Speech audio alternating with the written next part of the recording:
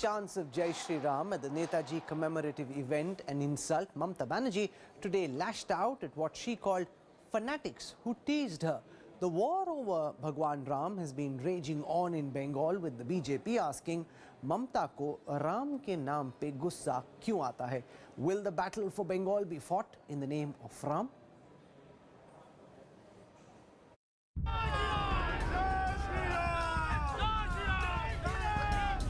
High drama at Netaji event. आप लोग जरा शांत हो जाएं। Ram chants.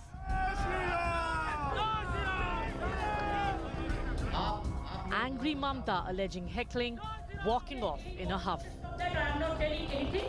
Joy Hind, Joy Bangla. Back, saying that the BJP insulted West Bengal by hurling Ram chants at a government function. आप लोग जरा सा शांत हो जाएं। आप लोग जरा शांत हो जाएं। তুমি যদি নেতাজি করতে আমি তোমাদের স্যালুট জানাতাম, তা না করে যা করেছো, বাংলাকে অপমান করেছো, নেতাজি সুভাষ চন্দ্র বোসকে অপমান করেছো। But her attack didn't douse the raging political row. BJP took it a step further, claiming that Mamata is busy protecting the interests of 30% of the population and ignoring the interests of the rest of the 70%.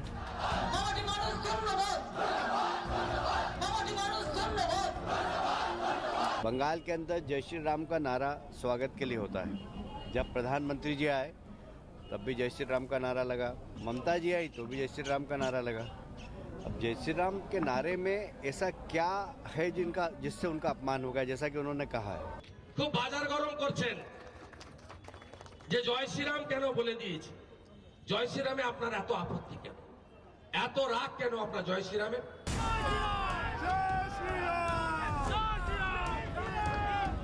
It all started when Chief Minister Mamata Banerjee faced Jai Shri Ram chants in presence of Prime Minister Modi and the Bengal governor on Saturday.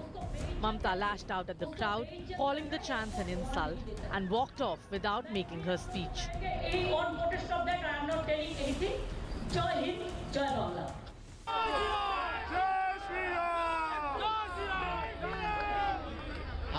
आप लोग जरा सा शांत हो जाएं।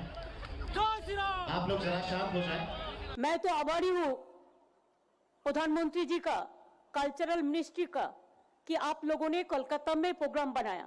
लेकिन किसी को आमंत्रण करके, निमंत्रित करके उसको बेइज्जत करना है, आपको शोभा नहीं देता। फिर आप लोगों को कहेंगे यही on protest of that I am not telling anything. जय हिंद, जय Bangla. Mamata Banerjee in 2019 had faced Jai Shri Ram chants from BJP supporters.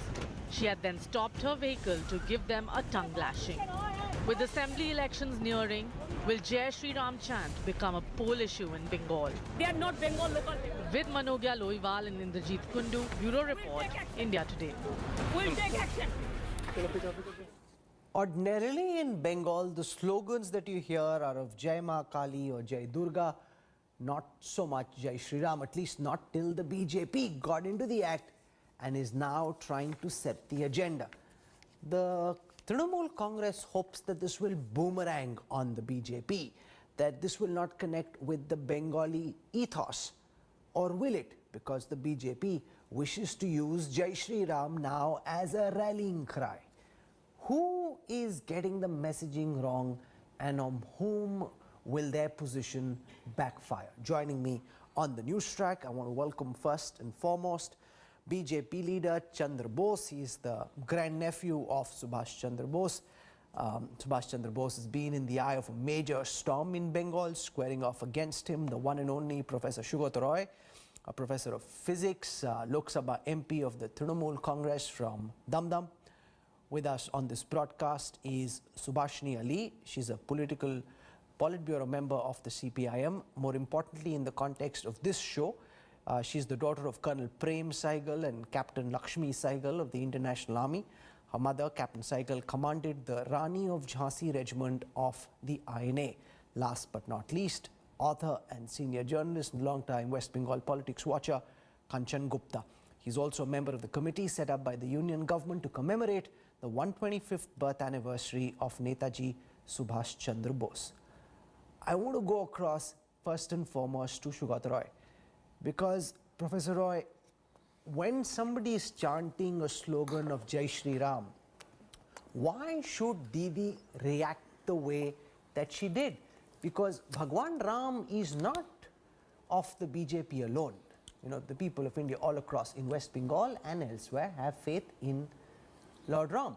Therefore, even if there are slogans of Jai Shri Ram that are raised, why should Mamata Banerjee assume that these are anti-Didi, anti-Mamata, anti-TMC slogans? Why react in this fashion?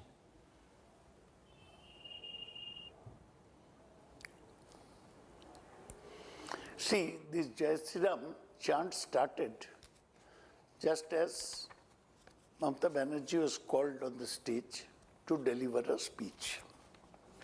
So it was a deliberate attempt to insult her, to provoke her, to heckle her.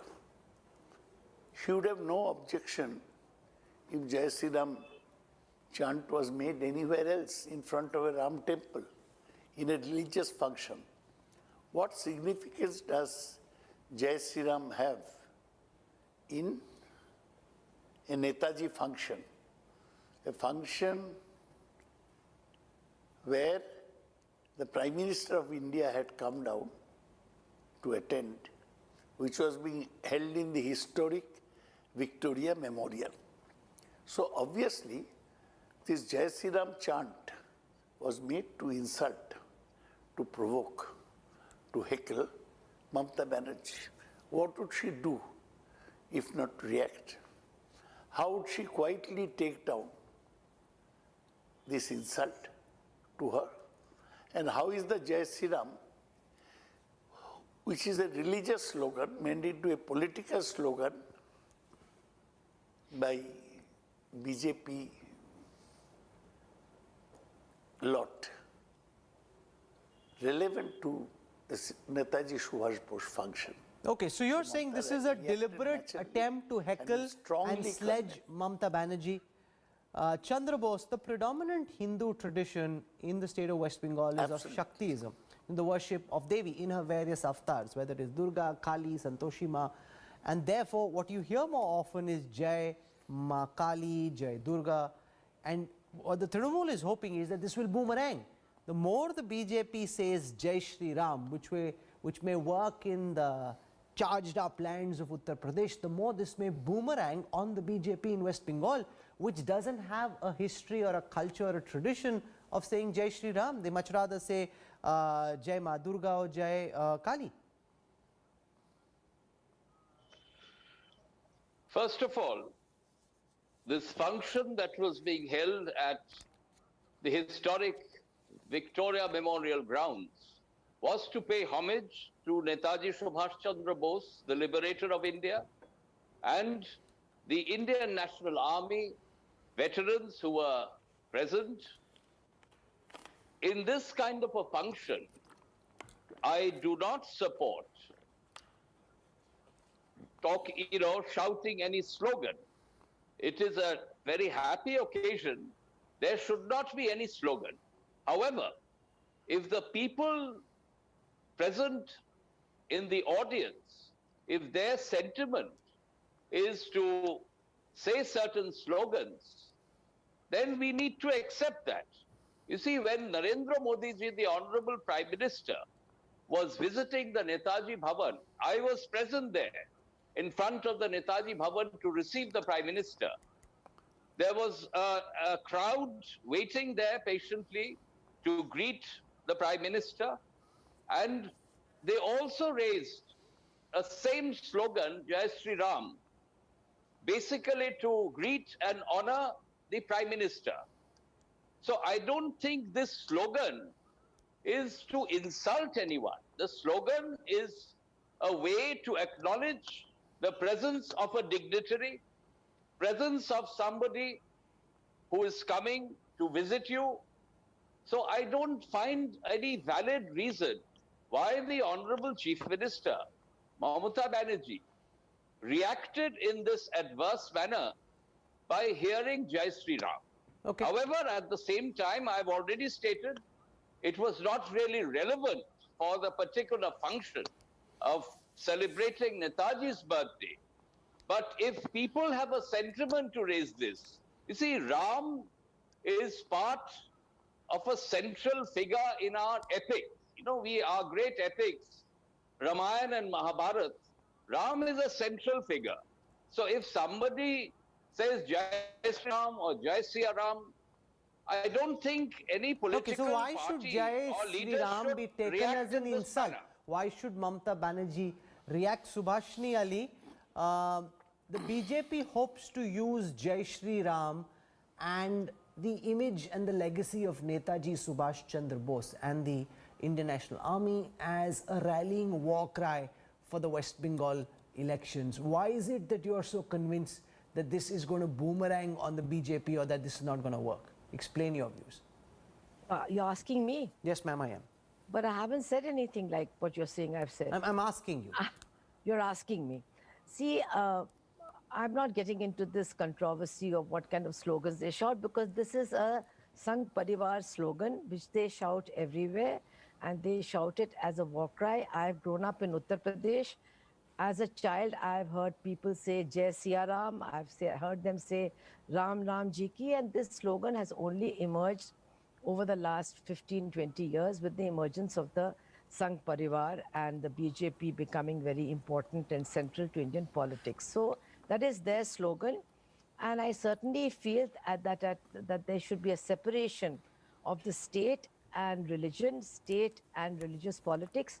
And therefore, at a state function, a government function, I really feel that religious slogans should not be raised. So this is my very a strong conviction. Now, as far as Subhash Chandra Bose is concerned, yes, the BJP is trying to make a very big effort to appropriate the legacy of Netaji, but I don't think they can succeed, because it is simply not possible for them to come out and say that they respect what Netaji Subhash Chandra Bose stood for. For example, the motto that he gave to the INA, apart from the greeting which he adopted, which was Jai Hind, it was not a religious greeting at all, but the motto that he adopted for the INA was Ittihad, Etamad, Qurbani, which means unity, faith and sacrifice. I can't imagine any BJP worker or leader shouting that slogan. They claim to adore Netaji, they claim to be Netaji's followers, but I think the words that he chose for the motto of the Indian National Army would stick in their throats. They would not be able to repeat those words. And we have to ask ourselves why. It is because their understanding of what India is completely inimical to what Netaji's understanding was. Netaji was not in favor of a theocratic state after independence.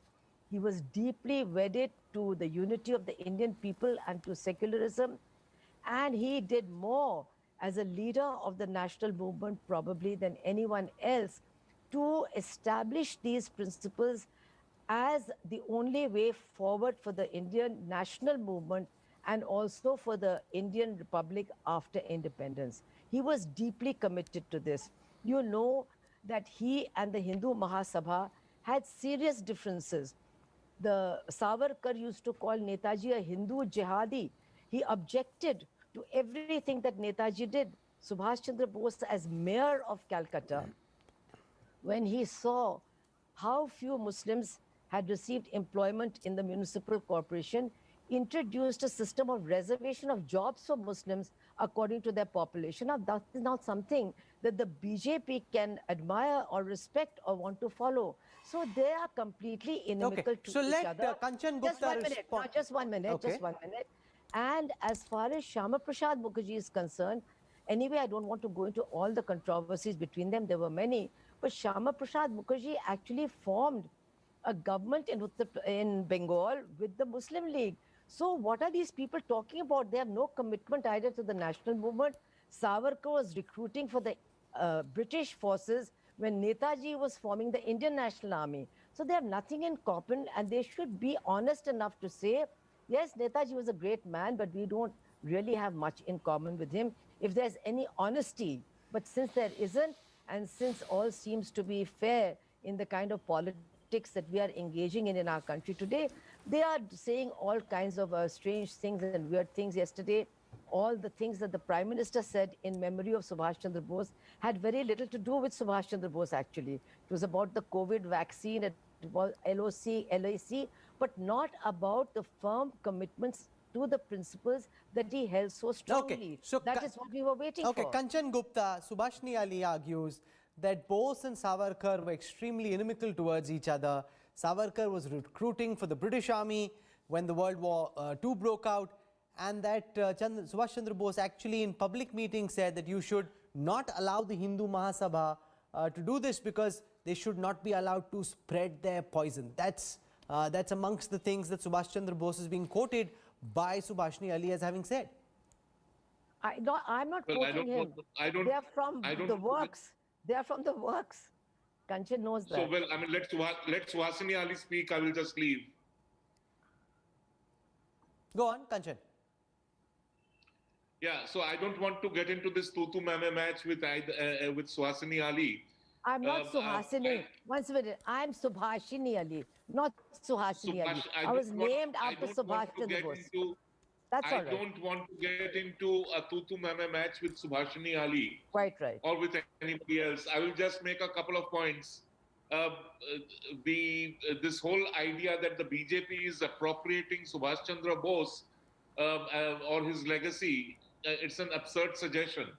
What the BJP or what the Prime Minister Narendra Modi is intent on doing is the restitution of national heroes who were denied their rightful place by the Congress in collaboration with the left and other political parties in the country. It is very easy to say that, oh, the Prime Minister didn't do this, Prime Minister didn't do that. But whatever the Prime Minister has done in terms of restituting Subhash Chandra Bose's legacy, none of the political parties in the country have ever done even a fraction of that.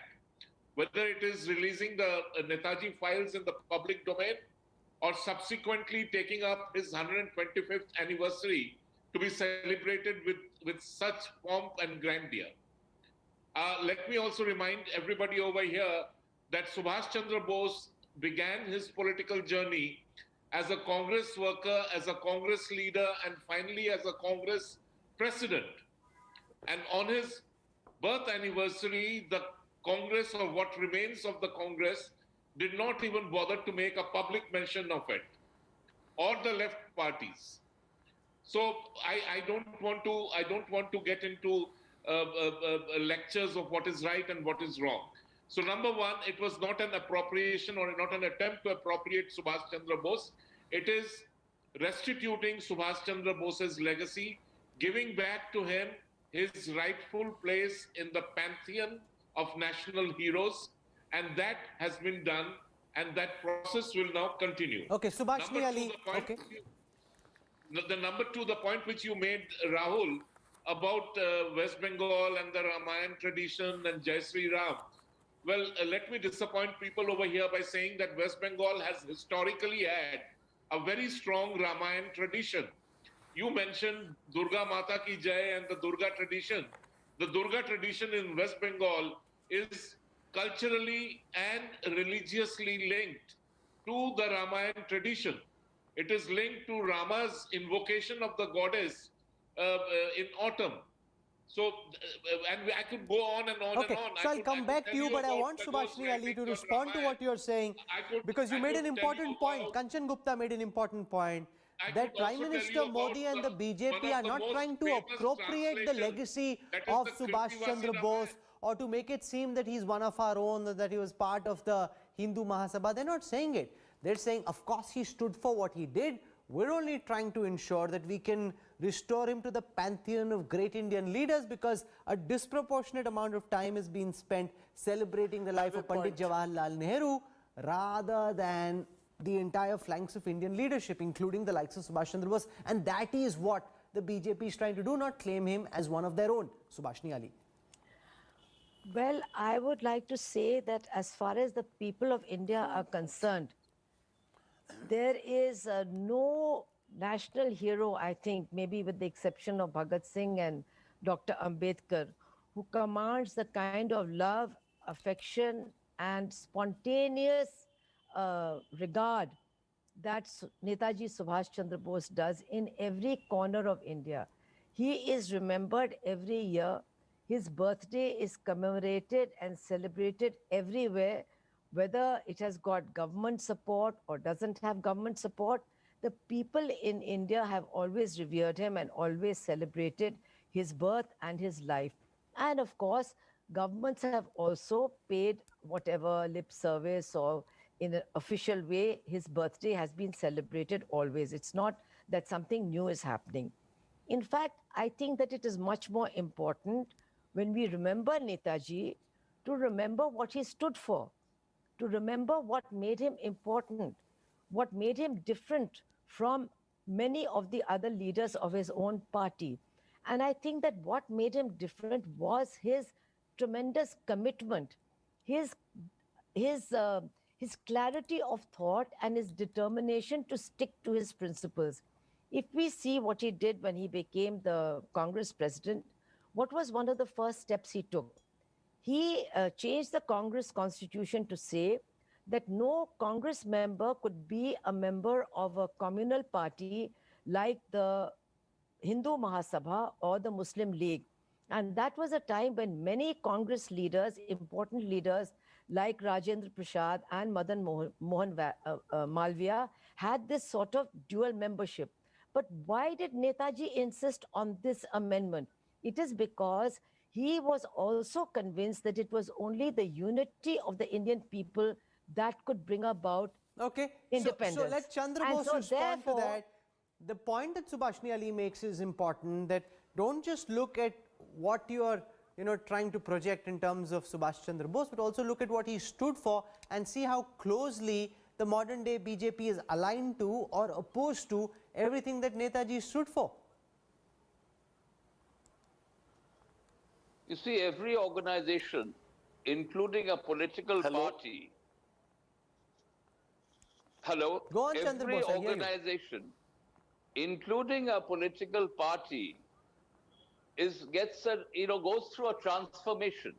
It evolves into an organization which is relevant in present context. What happened with Hindu Mahasabha and what Savarkar fought is definitely part of our history. But today's Bharatiya Janata Party, with the leadership of Narendra Modi ji, is an organization which has come through the years, which is now in the 21st century. You see, Narendra Modi ji, his acknowledgement that Netaji Subhash Chandra Bose was the first Prime Minister of undivided India, he has acknowledged this right from the ramparts of the Red Fort. He announced this on the 21st of October, which is Azad Hind Day, 21st of October 2000. Classified the files. He has gone to the Andamans and hoisted the flag on the 30th of December 2018, where actually, as the first Prime Minister of undivided India, Netaji hoisted the flag. Okay, so Professor Shubhatok Roy, respond to the point that Chandra Bose makes, that this is not the BJP of Savarkar. There's a big difference between the modern day BJP and the Hindu Mahasabha of yore. Just one second, Subhashini ji, I'm coming back to you. Ma'am, I'm just coming a back moment. to you. Let's just listen to Professor. Just a moment, please. Please, may I be allowed to speak? Yes, sir, you must. I have several points to make. First, I'll thank Subhashini Ali. She is the daughter of a great woman, Lakshmi Shaminathan, head of Netaji's Rani Jhansi Bahini. And I broadly agree, though I differ with CPM on many issues to the CPM Ms. Ali belongs, but I think she was entirely right.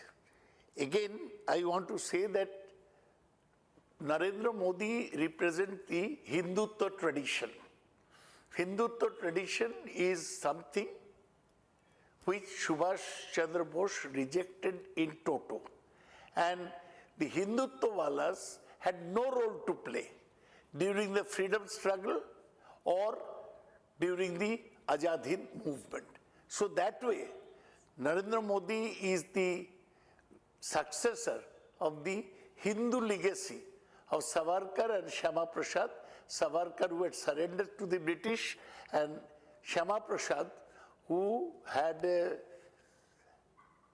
joint government during the Quit India movement. It was called the Shyama Haq Ministry.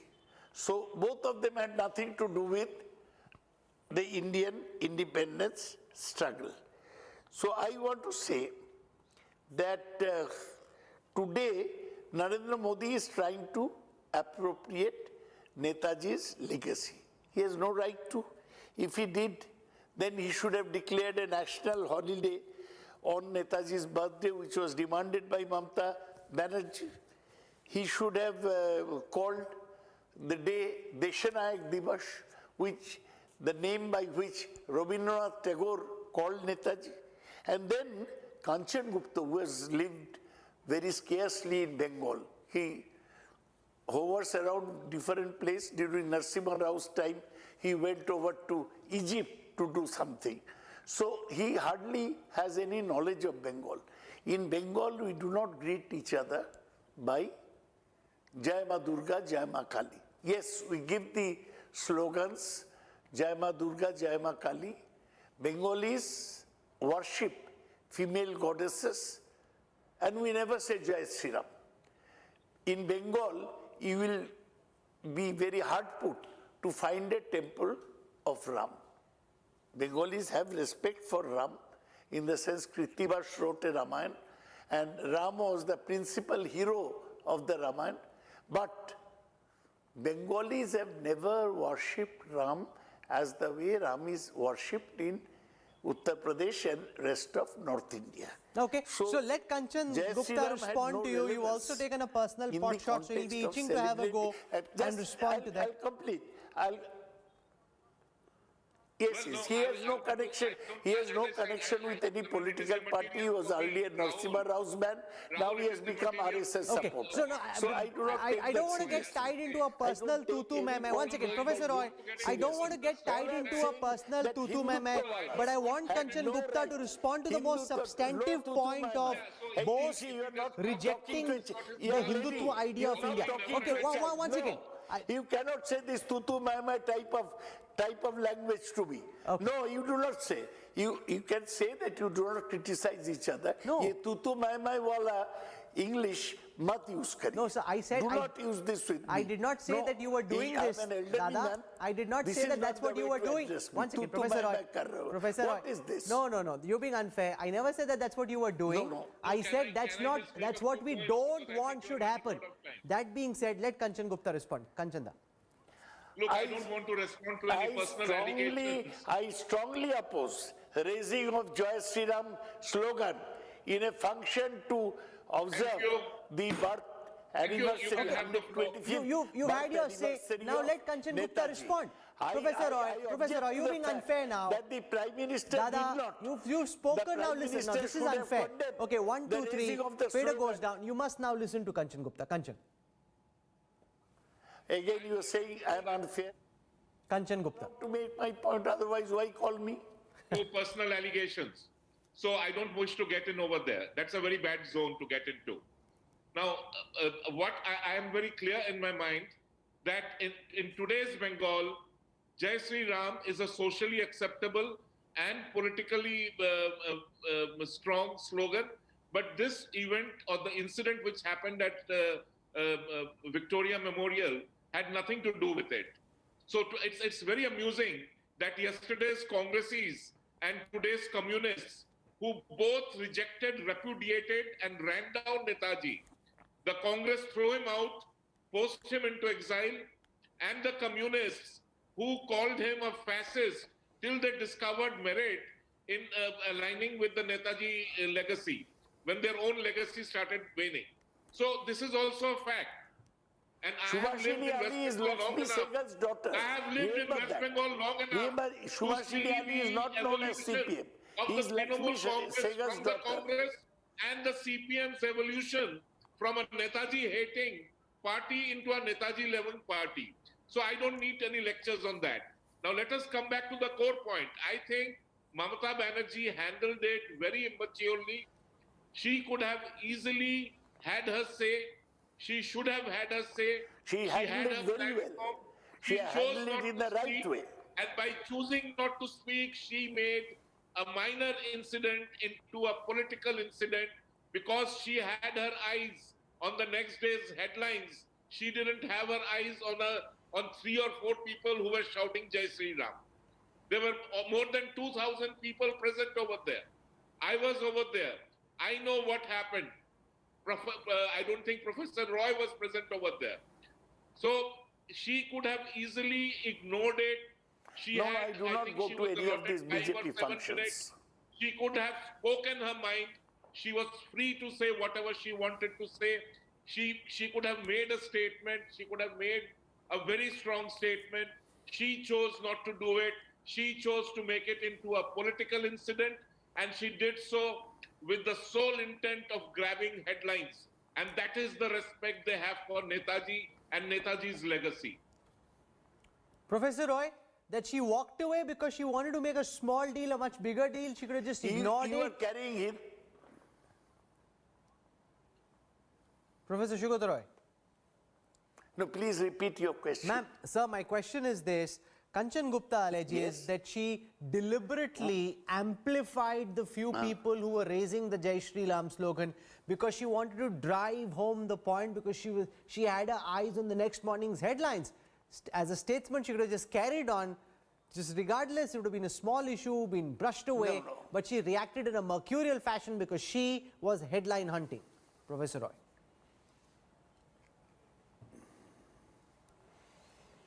That's absolutely wrong. That's absolutely unfair to comment that about Mamata Banerjee. She can get her headlines. Whatever she says is headlines, not what Kanchan Gupta says. Whatever Mamata Banerjee says is headlines because she is the elected Chief Minister of West Bengal, where BJP still has to get a foothold. You have to remember that it was not just 3-4 persons. It was a planned conspiracy. The cards in Victoria Memorial were distributed by the Culture Ministry in a way so that committed BJP or Hindutvawalas were there, and they meant to heckle Mamata Banerjee. They had no respect for Netaji. They did not raise the slogans when Narendra Modi was speaking.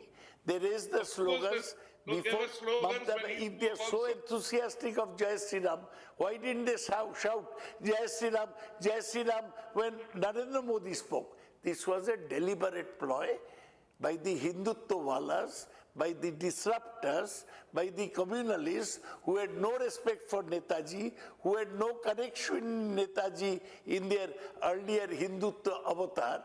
So that's why Mamata Banerjee took exception. She does not need to hunt for headlines. She is the elected Chief Minister. Whatever she says will be headlines anyway. Whatever she does will be headlines anyway.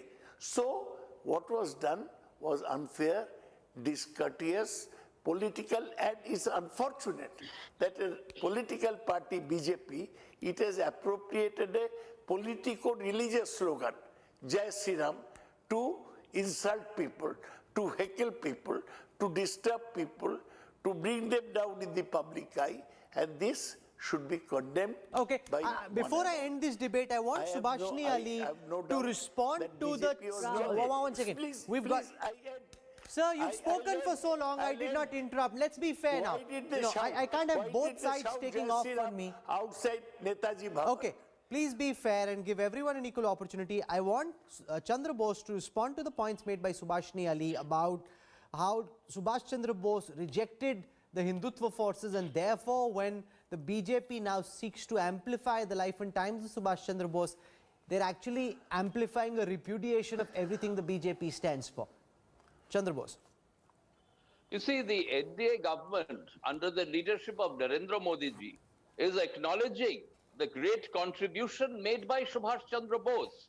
What is wrong in that? That doesn't mean you're trying to appropriate Subhash Bose's legacy. You see, Subhash Bose was a towering personality. I would like to state that no political party has the charisma, stature, or ideology to appropriate Netaji Subhash Chandra Bose. But let's be very fair. You see, Narendra Modi ji has very clearly given a slogan, Sabke Saath, Sabke Vikas, and Sabke Saath, Sabke Vishwas. This is Netaji's ideology. However, this has to be implemented. Netaji could implement this inclusive ideology in his Azad Hind Fauj. We are yet to do that. But at least the effort is coming from the Honorable Prime Minister. Let us appreciate that. And certainly, I condemn any sloganeering. Okay, Subhash Ali wants to respond to Chandra Bose. Subhash Ali. Let me finish. But why this allergy? Why this kind of allergic reaction if Jai Sri Ram is stated? Any other slogan, would that be acceptable? No sloganeering should be accepted. But why only segregate Jai Sri Ram? Okay, That is my Subhash question. Ali, please. See, I think that once again we are missing the point. The point is that why should religious slogans be raised at a state function, at a government function? That is what is objectionable.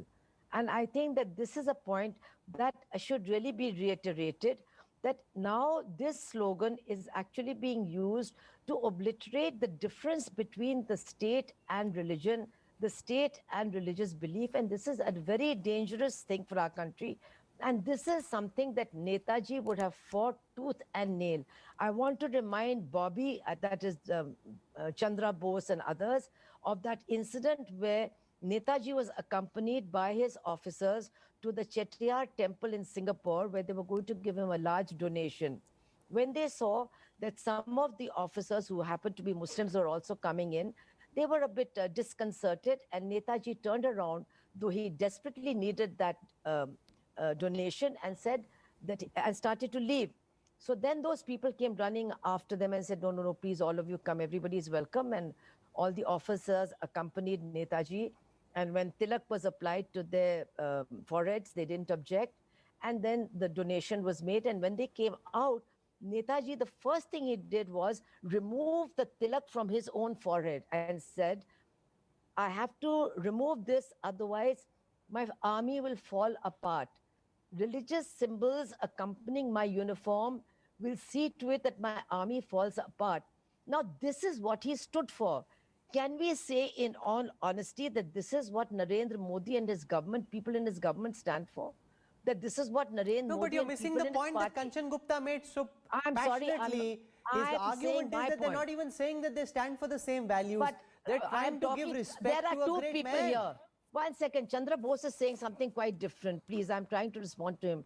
Kanchan Gupta, I really don't know what he's saying. But Chandra Bose says that Narendra Modi is a leopard trying to change his spots. He's trying to move away from the communal agenda of the Sangh Parivar. And I'm trying to say that is simply not true. Will they follow in the footsteps of Netaji Subhash Chandra Bose, who was, as they are saying, the leader of the provisional government of the Azad Hind Fauj, which means he was occupying a public position, a government position. He was wearing an army uniform. And the first thing he did was to wipe the tilak off his forehead and say, I hear you, you've made that point.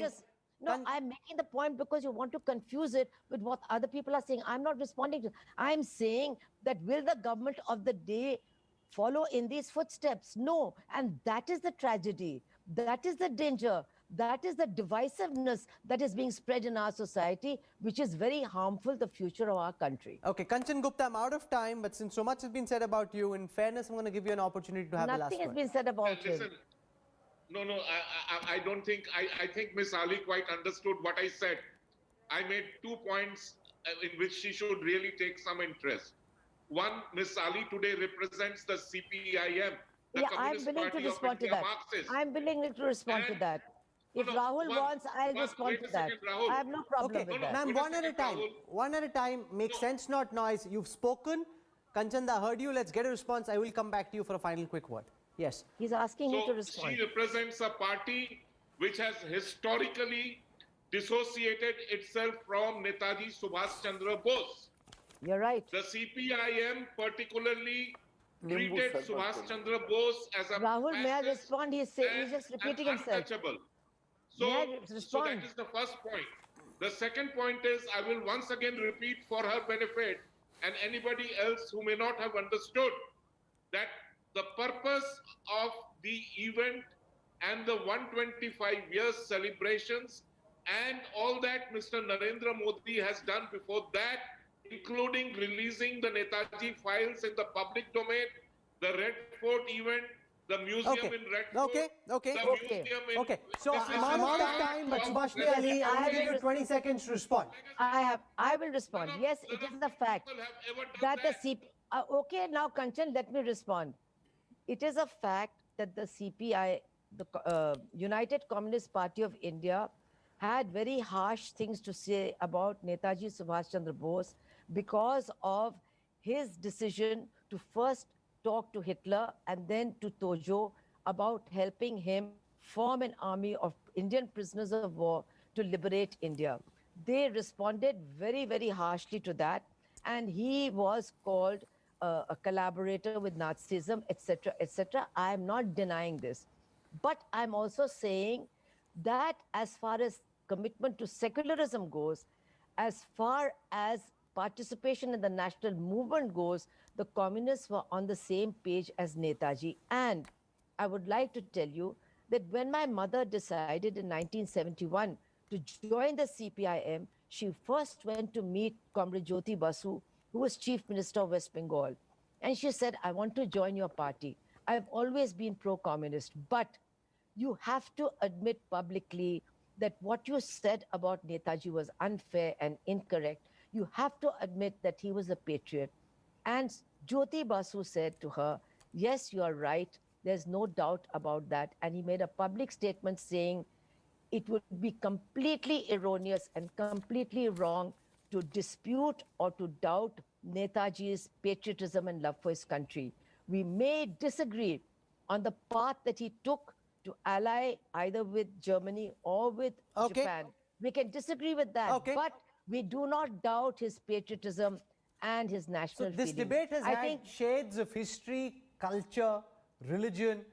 More of that is needed. And it really shows how heated Bengal is going to be and how different these debates will be from what we're used to in a state like Uttar Pradesh or Bihar, where the issues are different, the themes are different. This time, so much more culture, so much more history, and very, very sharply divided opinions on both sides. And we will try as best as we can to try and present to you both sides of the story so that you can make up your mind on who you thought had the more compelling argument.